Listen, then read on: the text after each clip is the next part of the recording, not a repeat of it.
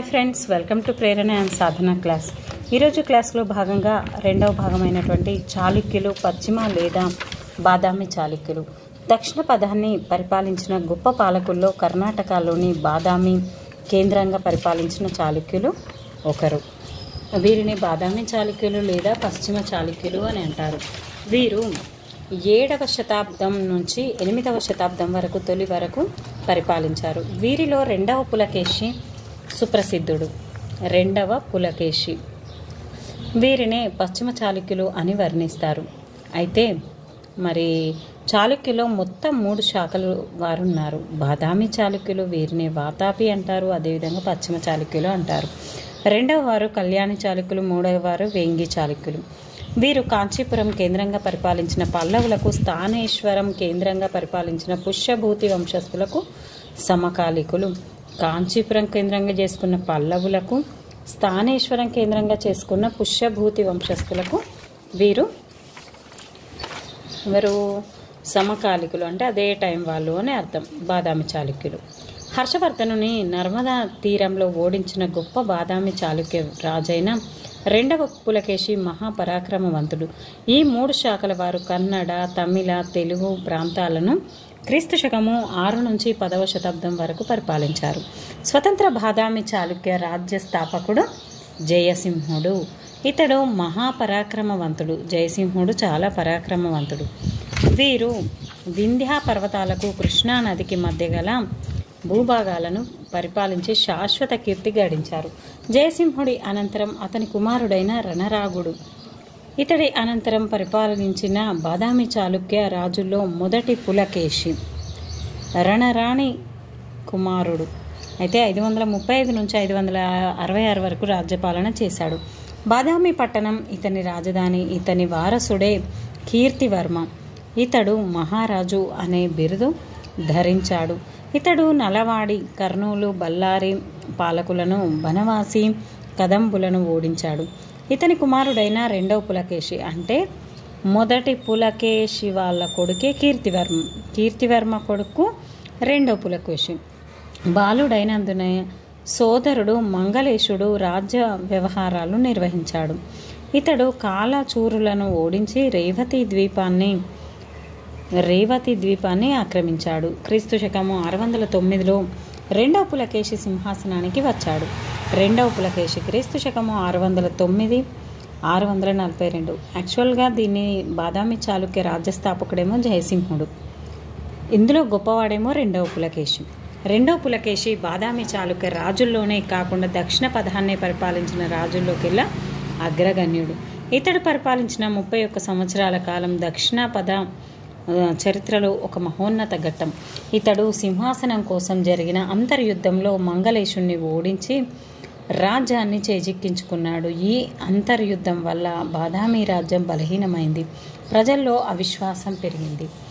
రెండవ పులకేశి ఈ అవరోధాలకు ప్రణాళికాబద్ధంగా అధిగమించాడు. అఖండ విజయాలు సాధించాడు. రెండవ పులకేశిని సువేశాల సామ్రాజ్యాన్ని నెలకొల్పాలన్నది ఆశయం. దీన్ని సాధించడానికి అతడు అనేక యుద్ధాలు చేశాడు. కదంబులను, కొంకన్ మౌర్యులను, గాంగులను, లాఠరాజులను, మాల్వారాజులను, గార్జరులను ఓడించాడు.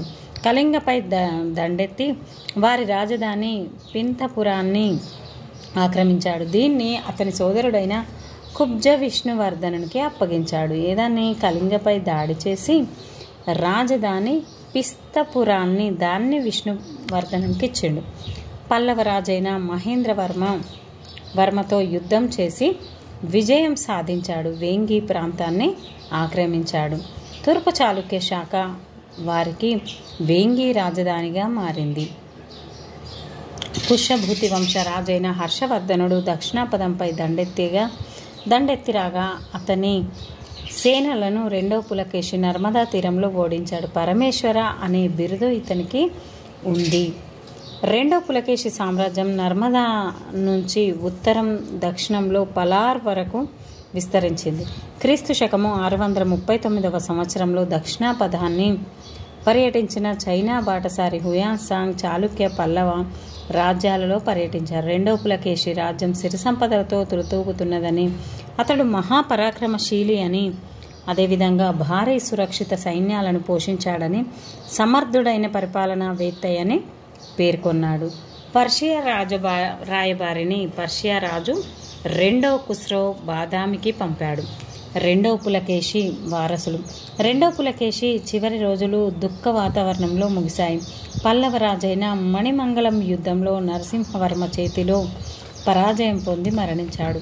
రెండవ పులకేషి కుమారుడైన విక్రమాదిత్యుడు క్రీస్తుశకము 655లో పల్లవ రాజైన నరసింహవర్మను ఓడించి కాంచీపురాన్ని ఆక్రమించాడు. చోళ పాండ్య రాజుల గర్వాన్ని అణచివేశాడు. వినయాదిత్యుడి తండ్రి అనంతరం బాదామి చాళుక్య రాజ్య సింహాసనం అధిష్ఠించాడు. అతని అనంతరం చాళుక్య రాజ్యం క్షీణ దశకు చేరుకుంది. ఇదే కాలంలో అరబ్ల దండయాత్ర అనేది జరిగింది. మరి బాదామి చాళుక్య వంశ పతనం ఏ విధంగా అయిందో చూద్దాం. బాదామి చాళుక్య వంశ రాజుల్లో రెండవ కీర్తివర్మ సింహాసనం అధిష్ఠించాడు. ఇతడు క్రీస్తుశకము 746 నుంచి 757 మధ్య కాలంలో పాలన చేశాడు. పల్లవ చాళుక్య సంఘర్షణ వల్ల బాదామి చాళుక్య రాజ్యం బలహీనమైంది. ఆర్థికంగా సైనికంగా చాలా శక్తి నశించింది. సామంతులు ఎదురు తిరిగారు. రాష్ట్రకూటులు దంతిదుర్గుని నేతృత్వంలో స్వతంత్రం ప్రకటించుకున్నారు. దంతిదుర్గుడు ముఖాముఖి యుద్ధంలో రెండవ కీర్తివర్మను ఓడించాడు. ఈ విధంగా దక్షిణ భారతదేశ చరిత్రలో బాదామి చాళుక్య పాలన ముగిసింది. రాజకీయ వ్యవస్థ, పరిపాలనా పద్ధతి. మరి బాదామి చాళుక్యుల కాలంలో సాంప్రదాయబద్ధమైన రాజకీయ వ్యవస్థ ఆచరణలో ఉంది. వంశపారంపర్యంగా తండ్రి అనంతరం జ్యేష్ఠ కుమారుడే సింహాసనాన్ని అధిష్ఠించేవాడు. రాజు దైవంశ సంభూతుడనే సిద్ధాంతాన్ని వీరు విశ్వసించారు. పృథ్వీ వల్లభ అనే బిరుదును ధరించారు. మంత్రి పరిషత్ నామమాత్రంగా విధులు నిర్వహించేవి. రాజు సర్వాధికారి, అతడే సర్వ సైన్యాధికారి, సేనాధిపతి, పరిపాలనకు కేంద్ర బిందువు. అతని అధికారాలు, బాధ్యతలు అపారం. సామ్రాజ్యంలో ఏకరూపత కలిగిన పరిపాలనా వ్యవస్థ ఉండేది కాదు. సామ్రాజ్యాన్ని రాష్ట్రాలు, విషయాలు, నాడులు, గ్రామాలుగా విభజించారు. చాళుక్య శాసనాల్లో విషయపతులు, సమర్థులు, గ్రామ భోగికలు, మహారటలు మొదలైన అధికారుల పేర్లు ప్రస్తావించబడ్డాయి. గ్రామమే యావత్ పరిపాలనా వ్యవస్థకు పునాదిరాయి. గ్రామ పరిపాలన పెద్దను గాముండ అనేవారు. గ్రామ పరిపాలన పెద్దను, అక్కడేమో గ్రామిని, ఇక్కడేమో గాముండ. కేంద్రంలో చక్రవర్తికి, గ్రామంలోని ప్రజలకు ఇతడే వారధిగా పనిచేసేవాడు. గ్రామ లెక్కలను కరణంలు చూసేవారు. కొన్ని గ్రామాల్లో పరిపాలనా వ్యవహారాలు మహాజనులు చూసేవారు. బాదామి చాళుక్యులు పటిష్టమైన పన్నుల విధానాన్ని ప్రవేశపెట్టారు.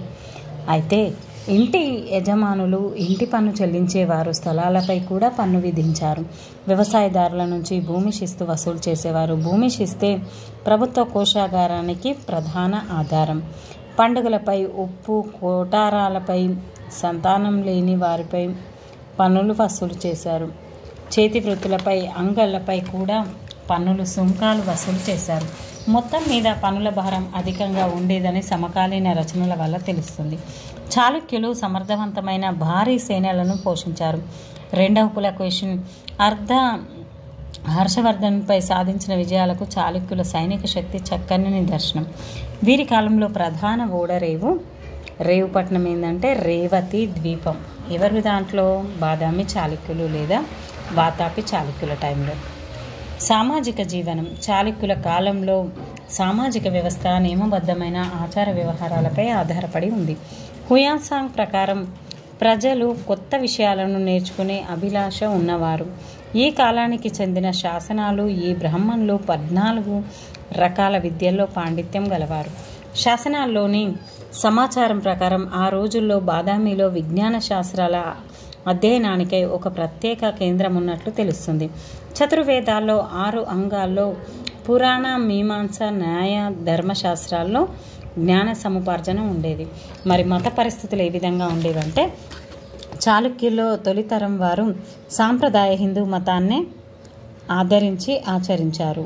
వీరు వైదిక సంస్కృతి పరిరక్షణకై కృషి చేశారు. మొదటి పులకేషి అశ్వమేధ యాగాన్ని రాశాడు. బాదామి, ఐహోలు మొదలైన చోట్ల వీరు అనేక సుందర దేవాలయాలను నిర్మించారు. ఈ విధంగా బాదామి చాళుక్యులు తమ కీర్తి ప్రతిష్టలను చాటుకున్నారు. శైవం వైష్ణవం ప్రజాదరణ రాజాదరణ పొందాయి. జైన మతం కూడా కొందరు రాజులు కొన్ని వర్గాల ఆదరణ పొందింది. బౌద్ధ మత వివరాలు తెలియవు. వాస్తుశిల్పకళ సాహిత్యం. చాళుక్య రాజులు గొప్ప వాస్తుశిల్పకళ సాహిత్య అభిమానులు. వీరి కాలంలో అనేక భారీ దేవాలయాల నిర్మాణం జరిగింది.